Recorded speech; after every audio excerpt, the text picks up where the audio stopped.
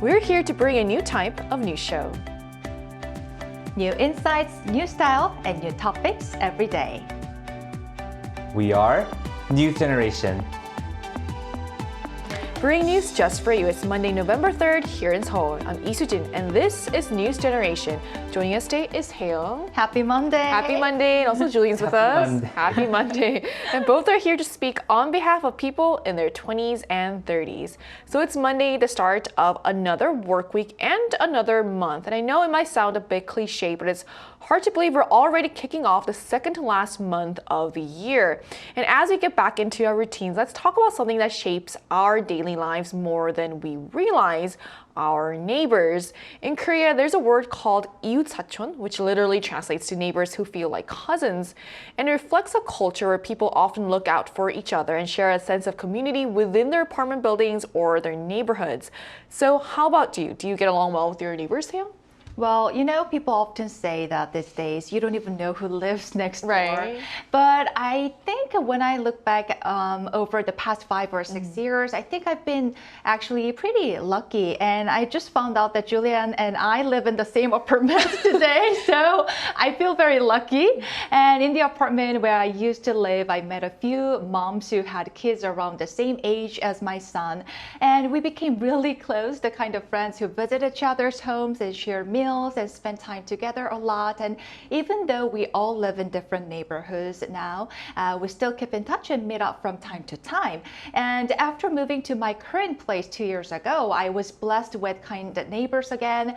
And there's a gentleman on the 4th floor who adores my kids, so he sometimes leaves snacks or little treats at our door. And I also say hello to parents raising kids around the same age as mine, and we often check in on each other. And even the apartment staff and the owners of local places like the small bakery or the cafe I go to have become familiar faces I truly care about. So in times like this, I feel incredibly grateful and lucky to have such a warm community around me. And I really, really hope I can be a good neighbor to them too. That includes you, Julian. It's such a coincidence, it's just a small world, because we found out like right before the show. Like, how did you know that she was your neighbor again?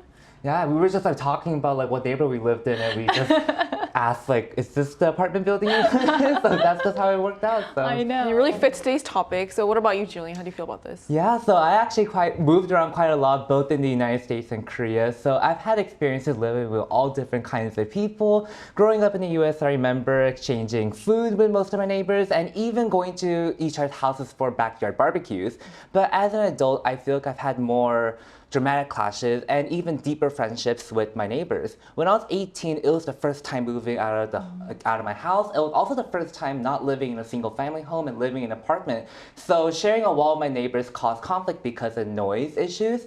But over time, as I lived in different cities, different apartment buildings, I've learned to accept it, and the close proximity even provided opportunities to provide lifelong friends that I still keep in touch today.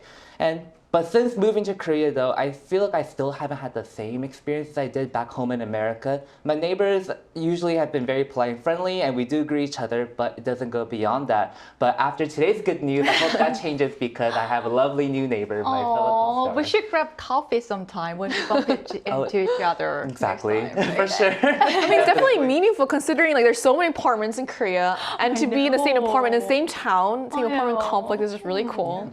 So depending on how you look at it, our neighbors are people we see fairly often, sharing the same streets, hallways, or even courtyards.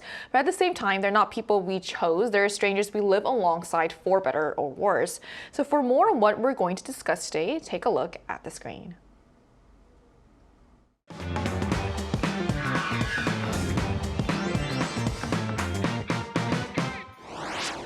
In some cultures, being close to the people who live around you is considered an important part of daily life. South Korea has traditionally been one of those nations where neighbors often looked out for one another, sharing small acts of kindness and support. But these days, some people feel not only distant from their neighbors, but even uncomfortable or hesitant around them. So on News Generation today, we'll take a closer look at how neighborhood culture is changing, explore why fear or avoidance of neighbors is on the rise, and discuss what it takes to be a good neighbor in today's fast-changing world. As we just saw in the video, neighborhood relationships are changing and people are navigating a mix of connection, distance, and sometimes even discomfort with those who live nearby. But before we move on to talk about what neighborhood life is like today, it's worth remembering that South Korea has traditionally had a culture of neighborhoods being close to each other. Neighbors were more than just people living next door. They're part of the community, and relationships with them were an important part of daily life. So Seong, can you tell us more about what neighborhood relationships were like in Korea in the past? Well, when I was little, back in my kindergarten and early elementary school days, neighbors were basically like family. Everyone in the same apartment complex was like an aunt or uncle, like 이모 삼촌 to me. And my mom was a working mom, and when she had to stay late, she would tell me to go to my neighbor's place after school. So I'd just go there, and sometimes it was a friend's house, other times an elderly couple's home whose children were all grown up already, and they'd feed me dinner and even help me wash up. And later, when my mom became a full-time homemaker, I still spent a lot of time at neighbors' homes, and my friends also came to our place after school, and my mom would just naturally cook for them and watch them until their parents came home. And looking back, I feel nostalgic and a bit amazed at how natural that closeness once was, and it was simply just a part of our everyday lives. So what you said really shows how strong neighborly ties used to be, almost like an extended family right next door. Right. It's also interesting how simple traditions like sharing food when moving in really spark a sense of community. And that's why it's also easy to see how children had a lot of freedom and trust with neighbors, which seems very different from today. So we've been talking about real life experiences. So have you noticed similar portrayals of neighbors in Korean dramas, for example, Julian? Yeah, so in K-drama set in the past especially, it's very common to see neighbors living together, almost kind of like a family setting too. So for example, in the dramas, When Life Gives You Tangerine or the Reply series like Reply 1988 and 1997, we can see the characters almost have a sense of community with the neighbors. And it's personally very interesting for me to see as someone that didn't grow up in Korea. So the Korean neighbor culture, especially from the past, is such a foreign concept for me. But these shows are in a way a time capsule allowing us to take a peek in the past of what it was like in Korea, and also we also get to see what your experience was like in the past too. And so for those interested in learning more, there's so much content out there to visualize this part of Korean culture. So all of this really shows how deeply rooted the idea of close neighbors is in Korean culture, even being reflected in popular dramas. So it's fascinating how these shows capture the sense of community and trust that was common back then. But today, especially among younger people, things have changed quite a bit. So many no longer interact closely with their neighbors, and some feel even a bit uneasy or anxious about running into them. So Julian, can you share any recent incidents that show how neighborhood relationships are changing today? Yeah, so recently I was reading this story about phobia, which basically means the fear or discomfort of running into your neighbors when going out of your apartment or your home, which went viral online. And I'm gonna be honest, it was pretty surprising to read this story. And basically the premise is, so someone was living in an apartment building in Korea, received a note from their neighbor that said, when you hear a noise on the front door, please wait a moment before coming out. And it is clear that the point of the note is that so the person that put the note on can avoid the neighbor when leaving their home.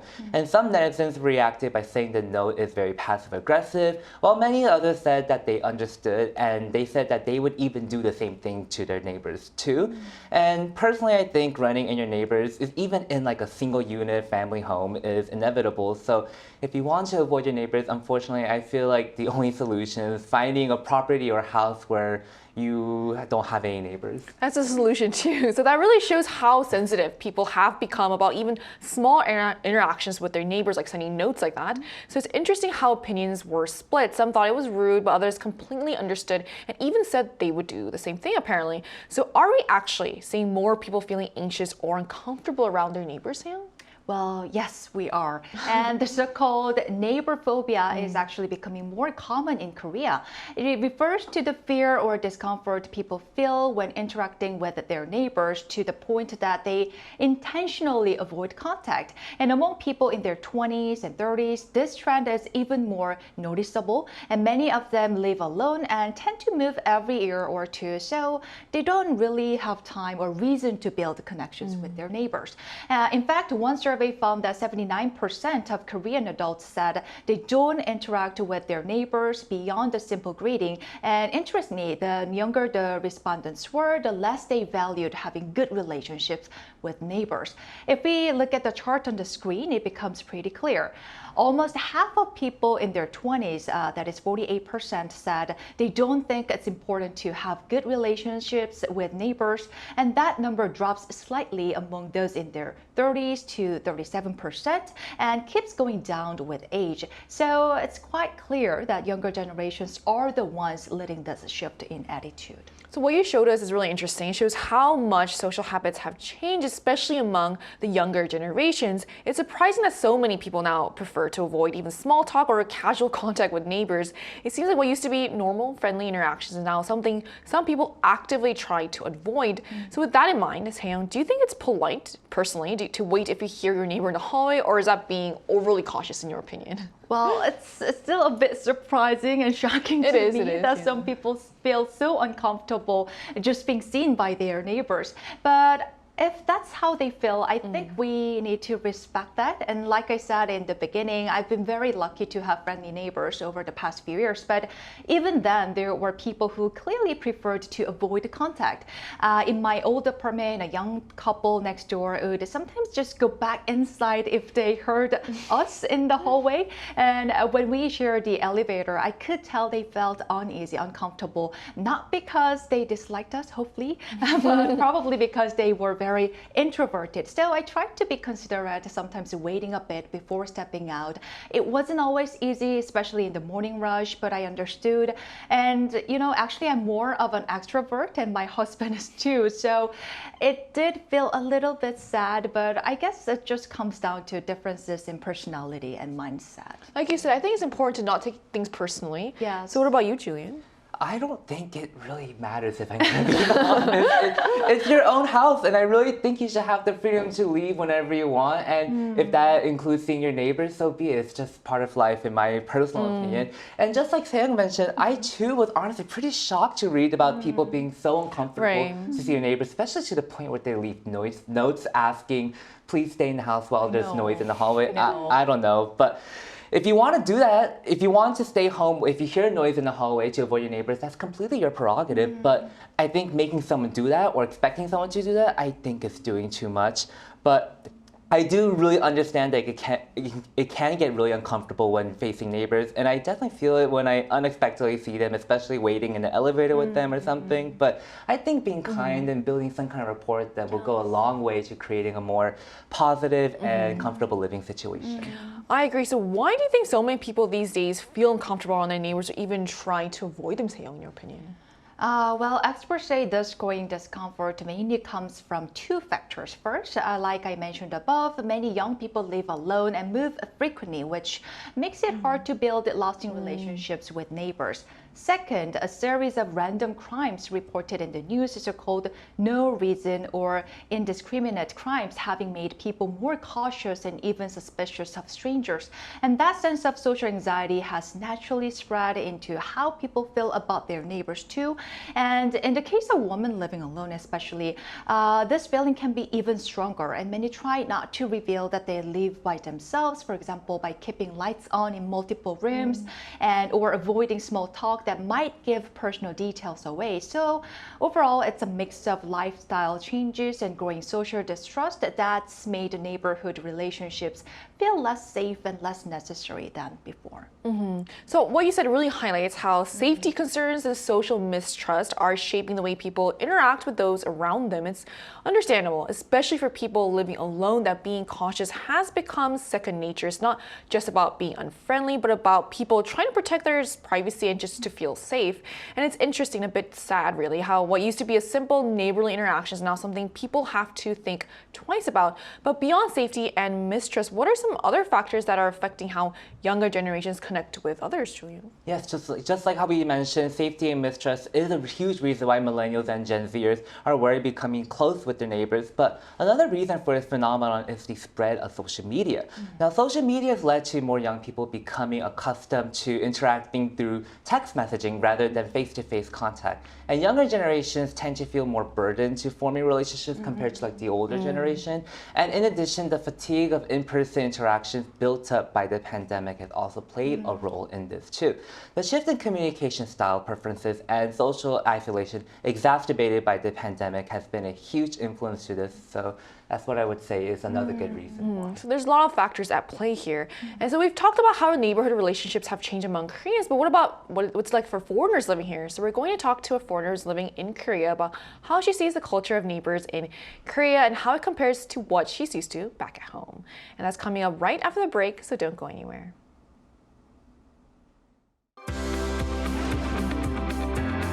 NewsGen wants to hear from you. Go to YouTube and search out channel Arirang News. Click Posts and cast your vote in the poll. Make a new type of news with us.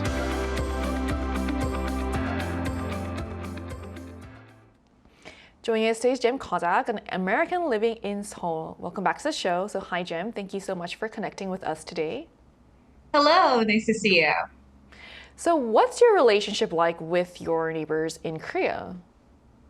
Well, actually, I moved not that long ago, so I've recently met my neighbors, and my husband told me the tradition is to bring rice cakes to your neighbors. So I ran around and met them all and gave rice cakes. But since then, it's been just kind of greeting each other on the elevator and just simple contact mostly. Well, then how do you think relationships with neighbors today are different from the past? It's hard to say. I would say I've always lived in Seoul when I've lived in Korea. So that has been pretty similar, just minimal contact with neighbors. When I was younger and living in the US, I would say there was a lot more interaction. As a kid, I would play with my neighbors. We would visit each other's house without invitation. So I think it's not so common to do that anymore. Great. And in your opinion, what do you think a good or ideal relationship with your neighbors look like? I definitely think a good neighbor would be a good support system. You know, if I travel somewhere and I just ask nicely, could you water my plants or maybe feed my dog while I'm gone? Kind of that community sense is a lot better for me. But living in the city, it is a little bit hard because we don't know our neighbors very deeply like that. We're not side by side always. So I think, yeah, it would be really great to have a community type neighbor. I think it's really interesting to see how culture also plays a role in this. And as usual, thank you so much for joining us today. Yeah, thank you so much. So we just heard from a guest from the US about what neighborhood life is like from her perspective. And we also asked our viewers on the Arirang News YouTube channel, what's your ideal relationship with your neighbors? So let's take a look at some of the responses here. So about 70% of people said a simple hello when they meet their neighbors is enough. 16% said they prefer no interaction at all, while 11% said they'd like to be close, almost like family.